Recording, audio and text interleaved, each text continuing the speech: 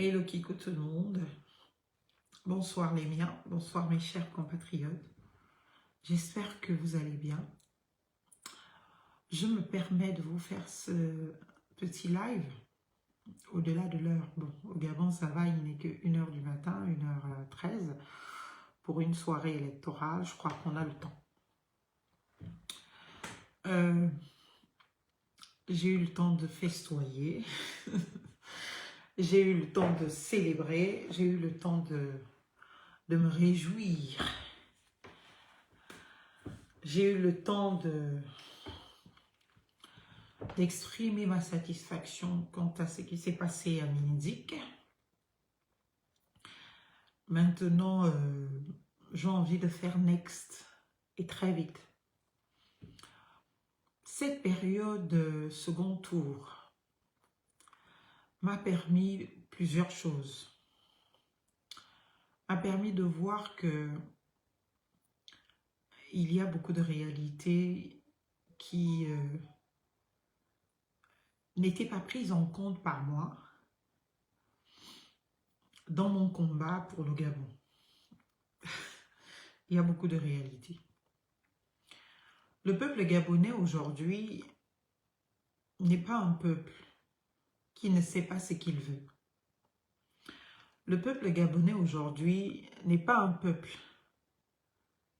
qui ne sait pas où il va. Le peuple gabonais est un peuple qui fait des choix de vie. Et moi, j'aime à ne pas babysitter un peuple. J'aime à ne pas babysitter non plus les dirigeants. J'aime à responsabiliser chacun et j'aime à considérer chacun en capacité de raison pour faire les choix de sa vie, les choix de sa destinée. Depuis plusieurs années, je me bats, utilisant mes réseaux sociaux pour l'état de droit, la démocratie,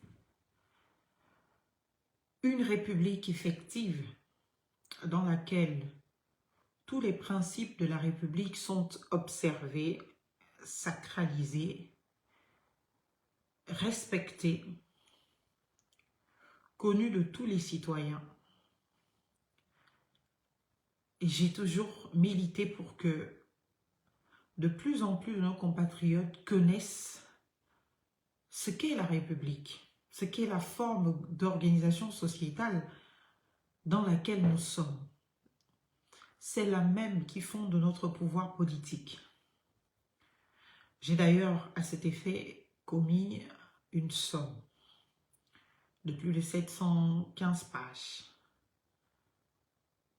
sur tout ce qu'il y a à savoir sur la République, ses principes, ses critères, ses valeurs, sur la citoyenneté, ses droits, ses obligations, et sur tout ce qui a fait l'objet de l'actualité de toutes ces dernières années. Alors le constat, il est simple. J'avais l'impression que ça marchait. J'avais l'impression que les Gabonais étaient réceptifs à ce discours, à ce message, sous Ali Bongo. Alors quand arrive le coup d'État d'août 2030, qu'est-ce que je raconte 2023, peut-être il y aura un autre coup d'État en 2030, j'en sais rien, mais je ne le souhaite pas. Le coup d'État d'août 2023, le 30 août, eh bien, tout de suite, on a ce discours de nos militaires, qui était un discours que j'aurais pu écrire. Il correspondait tellement à mes combats, à mon idéologie, à ma manière de voir les choses. Le diagnostic posé au soir du coup d'État était exactement, eh bien, celui que j'ai posé depuis toujours. La nécessité de l'état de droit, la nécessité, bien évidemment, de la restauration de nos institutions, le respect de ces institutions, le respect de la démocratie, la préservation des acquis démocratiques, tout ceci sonnait comme, eh bien, une affirmation de ce qui avait été mon combat toute la vie. Malheureusement, après que les Gabonais aient entendu ce discours, ce message, qui a conforté ceux d'entre nous qui grandissions dans les convictions, une fois les nominations faites, on a tous vu comment tout cela a été cantonné aux oubliettes pour laisser place à ce que nous condamnions déjà hier et qui s'est même parfois développé avec la plus grande virulence, la plus grande des violences, exaspérant davantage le peuple gabonais devenu silencieux. Le plus exaspérant pour moi, dans cette période difficile, était de constater que tous ceux qui prétendaient hier se battre pour la démocratie, pour l'état de droit, tous ceux qui prétendaient hier avoir des convictions et qui donc jugeaient les autres, essentiellement les pédégistes, rester, ne pas en avoir, devenir silencieux face à toutes les outrances, face à toutes les agressions, face à toutes les horreurs. Et je n'ai pas compris, au-delà des interpellations, au-delà des rappels, au-delà de nos tentatives de dénonciation, aucune de ces personnes qui hier pourtant défendaient ces valeurs, ces principes, ces convictions, ne serait-ce que se permettre de réceptivité à ce que nous dénoncions pour donner du poids à cela pour qu'enfin, c'est ce qui l'emporte sur les mauvais comportements que nous réhabilitions. Pendant 2 ans de transition, on m'a constitué dans mon propre pays l'indigne de la République. On m'a constitué dans mon propre pays la folle de la République. On m'a constitué dans mon propre pays l'irrespectueuse, l'impolie, tout ce qu'il y a de dégradant, déshonorant, et pas du tout à la hauteur, bien évidemment, d'une considération respectable du point de vue d'un engagement. Parce qu'on avait décidé tout simplement de ne vouloir plus entendre une expression contradictoire de celle voulue par le chef. Et dès que le chef disait quelque chose, tout le monde devait s'aligner. Et toute personne qui se permettait des contradictions était mal vue, malvenue et donc jetée en pâture. Et tous ces Gabonais qui ont souvent été ceux-là qui donnent des leçons de morale aux autres, qui reprochent aux autres de ne pas avoir de conviction parce que eux, ils les ont, sont devenus motus, bouche cousue. On a vu nos parents à la SEG humiliés, maltraités, torturés. Je n'ai pas vu tous ces partis politiques qui sont venus nous chanter avoir de la dignité et des valeurs pendant cette période législative et locale, ne serait-ce que se lever pour dénoncer, pour exprimer leur mécontentement. Même des individus eux-mêmes, au-delà des partis politiques, je n'ai vu personne faire un post, faire une conférence de presse pour dénoncer. Jamais. Pourquoi? Parce que bien évidemment, ils étaient aux affaires. Parce que bien évidemment, ils avaient enfin pour certains accédé à des postes à responsabilité qu'ils cherchaient depuis belle lurette sous Ali Bongo et qu'ils n'ont jamais eu, ou parce qu'ils avaient perdu ces postes à responsabilité après le décès de feu président Omar Bongo. Voilà comment nous sommes restés dans ce pays, avec des personnes qui n'avaient plus à défendre des convictions. L'opportunité qui s'ouvrait de cette période de transition pour nous donner et nous permettre justement enfin de reconstruire notre pays sur des bases saines, sur des valeurs solides et des principes absolument consacrés et respectés, eh bien, sont très, en tout cas, est très vite devenu l'opportunité pour certains de faire un retour, mais vraiment dans le passé, à la case départ. Ils sont allés à une vitesse tellement fulgurante que nous avons même dépassé cette case départ. C'est-à-dire que même ce qui n'était pas admissible, toléré à la case départ, l'est devenu. Et nous sommes en démocratie. Aussi maladive qu'on peut penser la nôtre, c'est une démocratie. Et dans une démocratie, eh bien, c'est la majorité qui l'emporte et qui décide. Pour l'instant, la philosophie politique générale de notre pays est ne pas vouloir accorder une quelconque importance à des questions de conviction, à des questions idéologiques. La politique se fait comme on a l'habitude de la faire et pas comme nous autres voulions qu'elle se fasse, celle qui se repose sur des idéaux, sur une manière de penser le Gabon, le développement, l'avenir, la vie de nos concitoyens et de travailler chaque jour pour que cette vie soit davantage améliorée.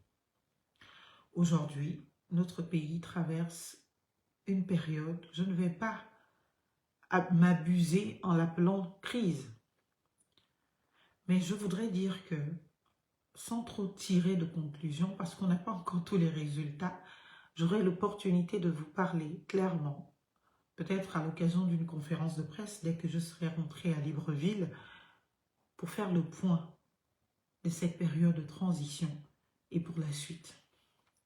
Mais ce que je constate aujourd'hui, c'est que la période de transition et ces élections nous ont convaincus d'une chose. Le peuple gabonais a choisi de tourner le dos à l'état de droit, a choisi de tourner le dos à la restauration des institutions, a choisi de faire au jour le jour, selon ce qui satisfait ou pas, eh bien, ses préoccupations. Donc, il faut respecter ce peuple-là. Il n'y a personne aujourd'hui au Gabon qui peut me le dire, qui fait une politique de conviction dans tous ceux qui ont été de participation à ce qui s'est fait. Je ne vois pas.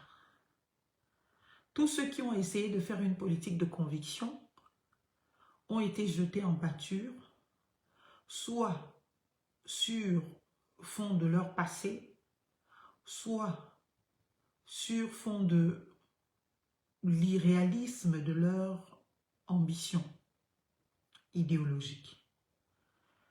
Quand on n'accuse pas quelqu'un parce que son passé aurait été de participation aux mêmes pratiques, on va accuser une autre personne pour dire bah, tout ce que tu nous vends là, c'est un peu trop beau, mais ça, c'est pas le Gabon, c'est pas l'Afrique. On a d'autres manières à nous de fonctionner. Donc, ceux qui veulent parler de conviction, quand le Gabonais et le Gabon seront en phase avec un besoin de politique sur les convictions, basé sur des convictions, je serai là. Mais pour l'heure, épargnez-moi. La politique au Gabon n'est que subjectivité. Il n'y a pas d'objectivité du tout au Gabon dans la politique. Les choix se font sur des bases subjectives. Donc, à vous mes très chers, qui venez me dire en commentaire, oui, mais pourquoi tu soutiens l'UDB? Donc, ça veut dire que tu es à l'UDB. Oh, on est déçus. Pourquoi? Tenez-vous bien. J'ai soutenu l'UDB pour que tous ceux qui sont de participation à ce qui se passe soient conséquents avec eux-mêmes. Ils ont acté le retour du parti unique. Ils l'ont écrit noir sur blanc, ce retour du parti unique. Je suis sortie, je l'ai dénoncé. Comme plusieurs autres choses que j'ai dénoncées. Ils ont tous dit oui. Alors pourquoi nous offrir un spectacle où il voudra encore aller faire des combats de vassaux pour chacun aller convaincre le Dieu Tout-Puissant, notre suzerain de la gloire, qu'il est le meilleur représentant de ce dernier. Les castings se font à l'intérieur de chaque parti politique et donc ceux qui n'ont pas pu se hisser en position ou en posture, eh bien, d'investiture, ne peuvent s'en prendre qu'à eux-mêmes et attendre que le parti leur donne l'opportunité une autre fois. Mais vouloir nous imposer, après avoir fait ami, copain, consanguin, pendant toute la période de transition, après avoir juré fidélité, après avoir triché ensemble, après avoir été complices de tout ensemble, on veut venir maintenant laisser le peuple gabonais décider de qui est mieux, qui ne l'est pas. Non. J'étais totalement d'accord avec le fait que l'UDB gagne. Au moins c'est cohérent, au moins c'est logique. L'UDB aurait pu ne jamais exister. Les mêmes ont laissé que cette UDB existe. Donc, à partir de cet instant, aujourd'hui, je ne vois pas pourquoi est-ce que nous, le peuple, nous devions subir de venir trancher entre les mêmes personnes. Le président a créé son parti politique dans les conditions que vous connaissez.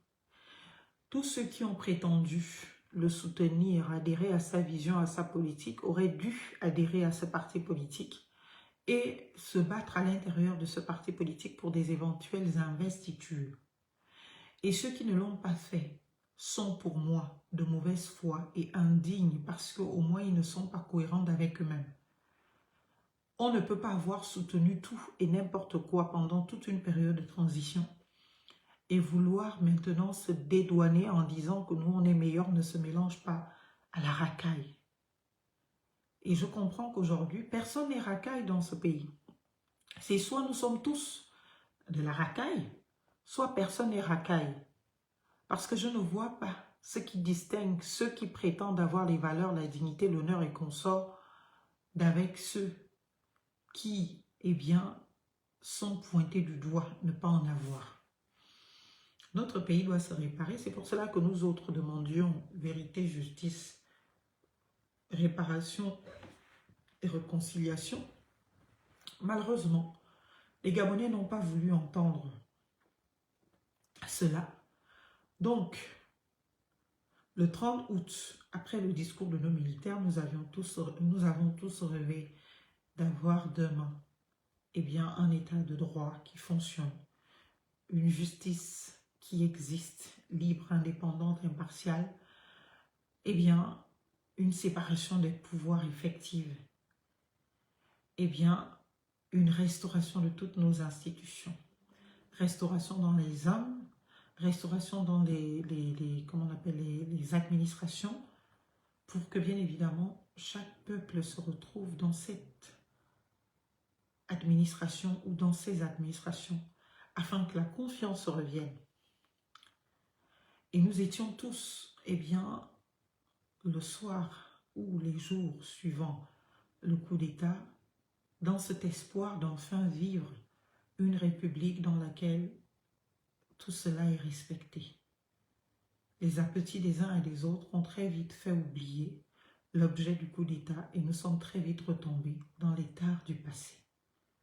Et tellement la vitesse était, je le dis encore une fois, de croisière, on a dû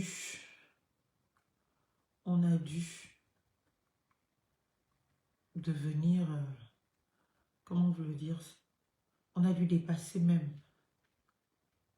On a dû dépasser la case départ, pour reprendre le propos, pour nous enfoncer davantage. Donc aujourd'hui, donnons la chance à ce que les Gabonais ont validé de voir le jour et de voir comment ça se matérialise. Maintenant, ceux qui veulent trop faire la politique du chef de l'État, l'UDB est toujours ouvert, ils n'ont qu'à aller adhérer là-bas. Le bruit, on ne le veut pas. Ça suffit. On a trop entendu le bruit. C'est ce que vous nous disiez hier. Quand on parlait, quand on dénonçait, quand on critiquait, quand on disait ça c'est pas possible, ça c'est pas bon, vous nous disiez vous faites le bruit. Donc, moi-même là, je ne veux plus le bruit. Qu'on laisse le chef de l'État travailler avec son parlement choisi par les Gabonais, avec ses collectivités, les collectivités choisies par les Gabonais, dans les conditions choisies par les Gabonais, parce que les Gabonais sont bien absolument souverains et leur expression en majorité l'emporte sur nos ressentis et nos expressions à nous. Les Gabonais n'ont jamais fait de manifestation contre la fraude au Gabon. Les Gabonais n'ont jamais fait de manifestation contre les tripatouillages électoraux. Donc, ce n'est pas un problème pour nous. Le jour où ce sera vraiment un problème, les Gabonais vont se lever, comme ça s'est passé là récemment à Madagascar. Le jour où les coupures d'électricité et autres seront un vrai problème pour nous, les Gabonais vont se lever. À ce qui se dit à Madagascar, c'est justement cela. Les coupures d'eau et d'électricité qui ont amené le peuple à se lever et l'armée a décidé de se mettre du côté du peuple. Donc, à un moment donné, le peuple gabonais a fait ses choix. Il faut les respecter. Et tant que le peuple gabonais choisit, eh bien, nous ne devons pas, parce que nous, on pense différemment, vouloir imposer à ce peuple-là notre manière de penser ou vouloir penser que le peuple est tellement idiot et bête. J'ai peut-être eu à le penser, mais je crois que ce n'est pas la raison. Le peuple, il supporte ce qui lui est supportable. Le Gabonais n'a pas encore atteint un niveau de misère, de précarité qui le révolterait. Le Gabonais n'a pas encore atteint un état de besoin qui le révolterait. Et tant que le Gabonais a cette capacité de choix, de vie et de survie, eh bien, il ne sera pas en position de révolution de quoi que ce soit. Et donc, il nous faut réfléchir beaucoup plus pour savoir comment amener ce peuple à avoir de plus en plus, bien évidemment, une considération dans les idéaux que nous lui proposons, afin que de lui-même il y adhère. Il s'y retrouve convaincu et que ces personnes deviennent de plus en plus nombreuses dans notre pays et en capacité donc de défendre ces idéaux-là.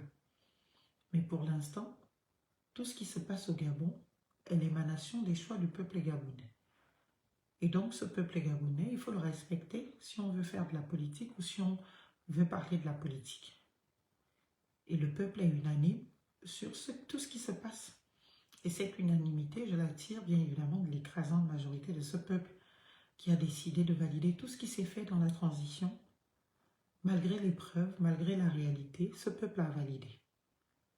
Malgré les contradictions des discours, des engagements, des violations des serments et consorts, le peuple a validé. Et on arrive à la création du parti du président. Malgré l'illégalité de cette création, le peuple a validé. On arrive aux élections, malgré les irrégularités, le peuple n'a pas fait de manifestation. Je ne l'ai vu nulle part. On n'a vu que quelques déclarations des acteurs politiques. Mais quel est le peuple qui est parti dans la rue pour dire qu'il n'y a pas de second tour tant qu'on n'a pas annulé telle élection? Ça veut dire que le peuple gabonais est d'accord. Et si le peuple gabonais est d'accord, il faut respecter, c'est lui qui dispose de la souveraineté. Et c'est en majorité. Et tant que ce peuple gabonais sera d'accord, eh bien, il faut respecter et accepter cela. Et ne pas venir nous demander autre chose. On dit, moi je pense que les hommes politiques doivent être ou sont comme des commerçants, des entrepreneurs. Tu ne peux pas vendre sur un marché ce qui n'est pas demandé.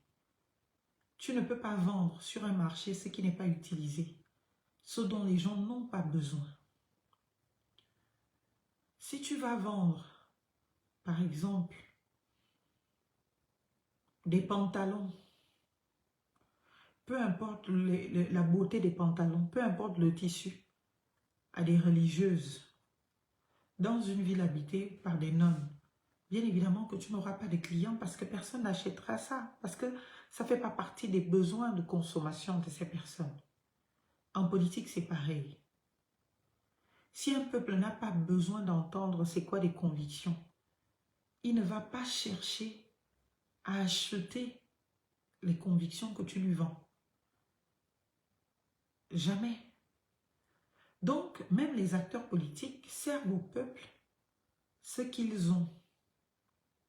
Les acteurs politiques donnent au peuple ce qu'ils ont et ce dont eux, ils ont besoin.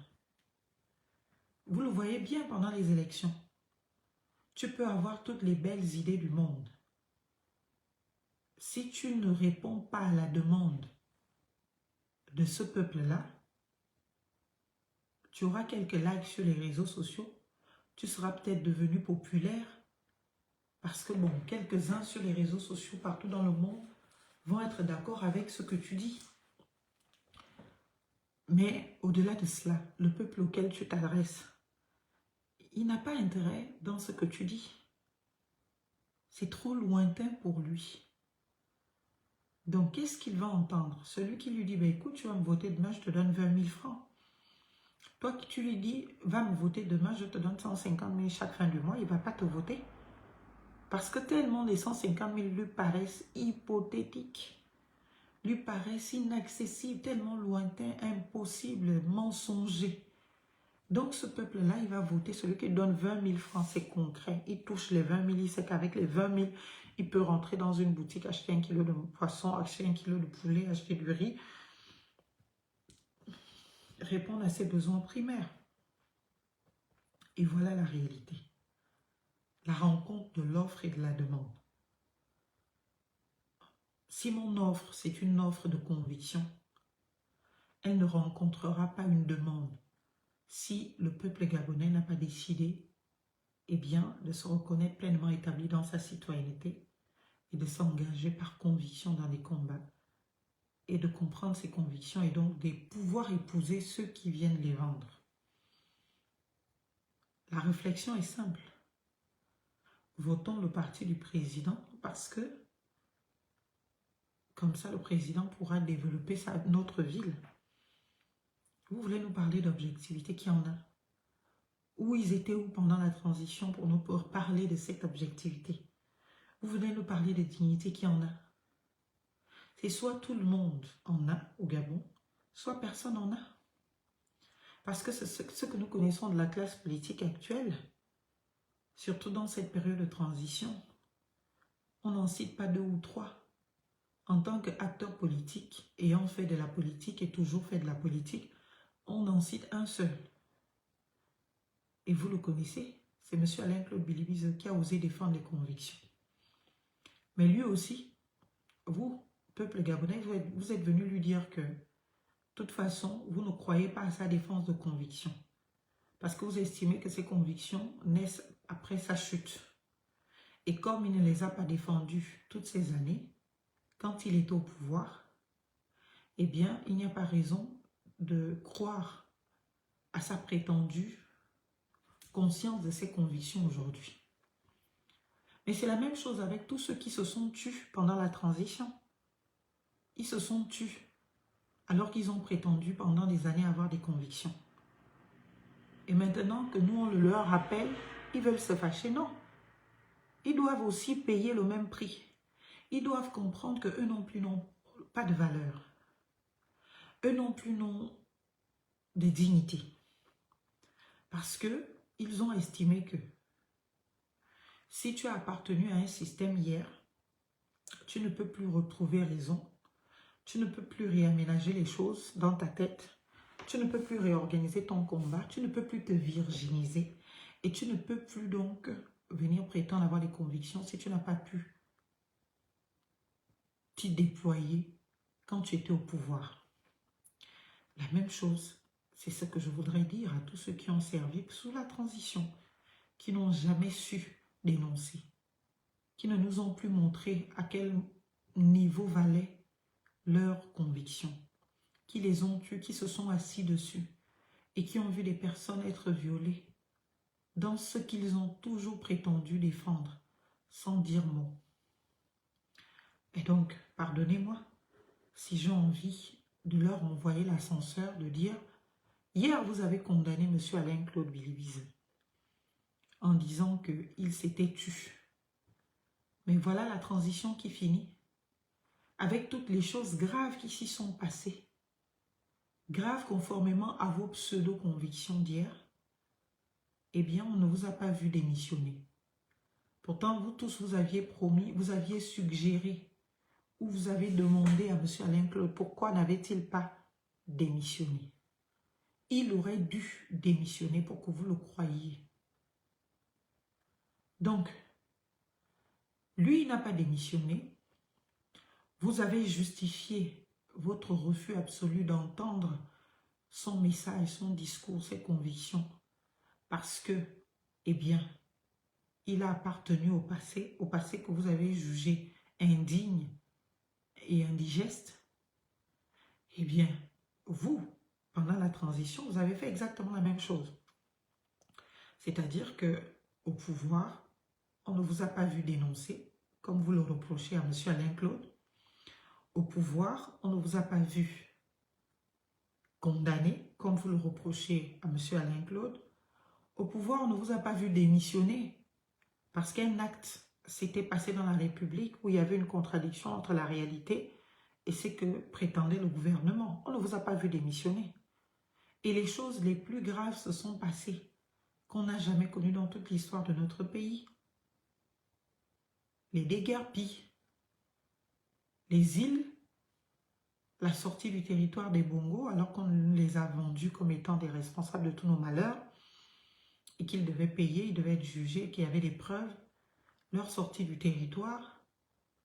Si votre combat a été toute votre vie de combattre les Bongos et de voir les Bongos répondre de leurs actes, même si vous êtes dans le gouvernement, le jour où vous voyez qu'on met les Bongos en liberté sans répondre de leurs actes, eh bien, vous démissionnez. Si vous avez un minimum de dignité, d'honneur, de respect pour vous-même, vous démissionnez. C'est ce que vous reprochez hier à Alain Claude. On a passé la quasi-totalité de notre temps pendant la campagne à justifier le passé d'un homme, en lieu et place de nous poser des questions sur son projet de société, sur l'avenir du Gabon, sur sa vision du Gabon. On a dû être résolu à répondre à des questions du passé de quelqu'un. Pourquoi il n'a pas démissionné hier? Pourquoi quand il y a eu ça, il n'a pas démissionné? Pourquoi quand il y a eu ça? Voilà à quoi on a réduit le débat. Donc on a refusé, nous tous délibérément, de faire le débat politique au Gabon, de faire le débat politique dans notre pays. Et aujourd'hui, personne ne peut venir prétendre avoir des convictions, parce que nous tous, nous avons vu ce que valaient ces convictions à l'épreuve de la nomination. Une fois la nomination tombée, toutes ces personnes qui prétendaient avoir des convictions, qui prétendaient être dignes, qui prétendaient avoir fait le combat, le bon combat, les gens du bon côté de l'histoire, ils se sont retrouvés de complicité et en situation de co-auteur, eh bien, de tout ce qui s'est passé dans le sens de ce qu'ils ont prétendu combattre, soit les Bongos. Et pendant ces législatives et municipales, certains ont eu l'outrecuidance de vouloir venir nous parler de dignité, d'intégrité, d'honneur, de fidélité, de loyauté, de conviction. Mais j'en tombais des nues. J'en tombais des nues. Je dis non. Les hommes, les humains ne peuvent pas être aussi faux. C'est pas possible. On ne peut pas être aussi faux. Donc, je n'ai pas encore le temps de tirer toutes les conséquences de cela. J'attends que tous les résultats officiels soient proclamés par le ministère de l'Intérieur. J'attends que table rase soit faite, bien évidemment, de tout cela.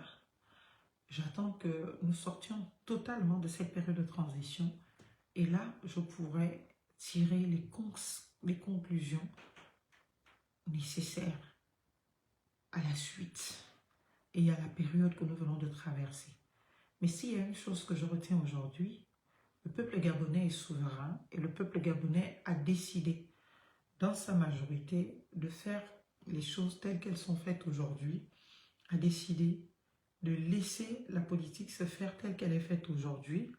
Et moi, je suis heureuse d'une chose, c'est qu'à Mindic, au-delà de tous les warnings qui étaient bien évidemment à vif,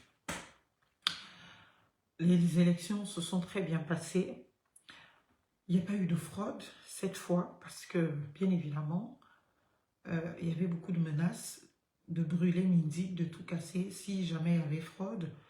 Et je pense que le parti de l'Union nationale s'est déployé pour engager lui-même une armée d'infiltration pour veiller à ce que, eh bien, la moindre irrégularité ne soit tolérée dans l'usage des procurations, dans le vote, etc., etc. Et ça s'est fait à Midi. Il y a eu ce surdéploiement des forces de l'ordre et de sécurité pour assurer aussi eh bien, la sincérité du scrutin au niveau de Mindic. Et tout s'est fait clairement. Les résultats ont été dépouillés publiquement. Chacun avait le droit de filmer, de photographier, de faire des directs. Ça a été comptabilisé, bien évidemment, au tableau, reporté dans les procès-verbaux, signé dans la régularité. Et après compilation de tous ces résultats, l'UDB, parti du président de la République, a gagné proprement, sans tricherie. Et donc, heureusement, Mindic ne brûlera pas. Heureusement, personne ne s'entre-déchira. Et j'espère que la paix revienne. Oui, j'ai soutenu l'UDB, je n'en suis pas membre. Et je suis très fière de l'avoir fait parce que je crois en l'alternance. Je ne crois pas en l'éternisation des individus au pouvoir. Personne n'a le titre de propriété ni d'un poste, ni surtout un poste électif. Surtout que nous avons reproché cela à plusieurs de nos prédécesseurs. Aujourd'hui, pourquoi nous ne voulons pas eh bien, faire la différence? Et donc, je suis très fière du peuple de Midi qui a pris ses responsabilités et qui a décidé du changement. Le changement peut toujours faire peur parce que, on le dit souvent, on connaît celui qui part, on ne connaît pas celui qui vient. Eh bien, on ne connaissait pas M. Oligui, mais M. Oligui, aujourd'hui, nous permet d'apprécier ce qui se faisait hier. Et donc, le changement ou l'alternance aussi sert à ça. Si on ne fait pas de changement, on ne pourra pas savoir s'il y a meilleur, s'il y a mieux ou s'il y a pire. Et si on garde la même personne éternellement au pouvoir, eh bien, cela peut amener beaucoup de sentiments qui ne sont pas honorables. Et surtout, cela peut nous empêcher d'avoir la réelle lecture dans le jugement et l'appréciation de la valeur de ce qu'est cet individu, la valeur de cet individu ou de cette personne. Parce qu'on n'a pas les paramètres de référence. C'est pour cela que l'alternance est bien. Maintenant, avec de nouvelles personnes, on verra de quoi ils sont capables, on verra ce qu'ils feront en tant que députés, on verra leur travail. Et en fonction, on pourra comparer entre ce que eux ils font et ce qui a été fait hier. Et peut-être là, l'histoire donnera même raison en disant « Ah tiens, le député sortant était mieux, ou il a fait mieux, ou lui au moins il a fait ci. » Voilà, mais je ne le souhaite pas parce que je voudrais que les choses avancent, je voudrais que les députés soient de plus en plus impliqués et j'espère que nos députés ne partiront plus dormir seulement à l'Assemblée nationale. Il faut faire des propositions de loi. Il y a des cabinets, vous pouvez venir à mon cabinet, c'est payant, c'est pas gratuit, on peut vous accompagner là-dedans. De l'initiative à la rédaction finale, on vous coach même comment le défendre, votre proposition de loi. On est là pour ça. Maintenant, si vous préférez aller vous adresser à un autre cabinet, vous pouvez aussi, tant que bien évidemment, ça profite à votre mandat. Parce que demain, le citoyen gabonais, il n'est pas encore totalement comme on le veut, mais de plus en plus, il devient plus on va dire quoi, exigeant. Il devient rigoureux, il devient celui-là qui vous pose de vraies questions et qui voudrait savoir davantage sur ce qui se fait, sur ce qui se passe. Et donc demain, au-delà des cuisses de poulet et consorts et l'argent, on va vous poser des questions de votre bilan. Combien d'initiatives de textes, combien ont abouti, combien ne l'ont pas été, combien d'enquêtes parlementaires ouvertes, combien de questions au gouvernement. Tout ça là, vous devez noter. Votre bilan, vous devez le faire chaque fois que vous franchissez le pas de la porte de l'Assemblée. Et chaque fois que vous posez un acte, vous devez le notifier, le noter, pour venir l'expliquer à vos concitoyens. Avoir une communication claire, nationale et même locale, qui soit retransmise, c'est important. Donc, merci à vous tous. Bravo au peuple gabonais. Vivement que, eh bien, on accède au retour définitif, eh bien, à l'ordre constitutionnel. Moi, j'ai envie de travailler et j'ai besoin de travailler dans un cadre serein, calme, où on n'est plus à se tirer je sais pas, les trucs sur des questions politiques de personnes et individus et consorts. Vraiment, j'ai besoin de passer à autre chose. Et j'espère que si je le ressens, beaucoup de nos compatriotes aussi le ressentent, on veut sortir de cette asphyxie politique, politicienne, qui ne nous grandit pas, qui ne nous fait pas avancer et qui nous empêche de travailler. Et qui empêche à notre pays de répondre à de véritables enjeux, eh bien, de son temps. De répondre à des préoccupations sérieuses parce que l'on consacre trop de temps à la politique politicienne, on investit trop d'argent là-dedans, alors que finalement cela ne bénéficie pas au peuple gabonais comme cela devrait. Donc, voilà ce que je voulais vous dire. Nous avons les dirigeants que nous méritons parce que c'est nous qui les choisissons. Chaque peuple mérite ses dirigeants. Et quand le peuple gabonais aura besoin d'autres profils en termes de dirigeants, ce peuple les aura. Ce ne sont pas les profils qui manquent en tant que dirigeant ou en termes de dirigeants. Eh bien, c'est le peuple qui n'a pas besoin de certains de ces profils-là. Le peuple a besoin, bien évidemment, de ceux et celles, eh bien, qu'il a choisis. Et nous avons le devoir de le respecter. Voilà ce que je voulais vous dire. Donc, bravo encore à tous ceux qui ont été élus. Bien ou mal, ils ont été élus. Et dans les conditions acceptées et choisies par le peuple, soutenues par le peuple. Et donc, respect à vous tous. Bravo à vous et beaucoup de courage aux échoués. Beaucoup de courage aux échoués. Bon, c'est comme on rate un examen, même si j'en ai pas trop l'habitude, mais bon, ça va vous passer, c'est rien, bof. Vous allez vous refaire pour certains, reprendre le boulot, pour d'autres, créer un cabinet, pour bien d'autres, vous êtes retraité. De toute façon, quand on a fait un mandat parlementaire, on est retraité parlementaire dès 50 ans, donc vous gagnerez toujours beaucoup d'argent. C'est pas un problème. Et puis, voilà, vous pouvez toujours... la vie ne s'arrête pas.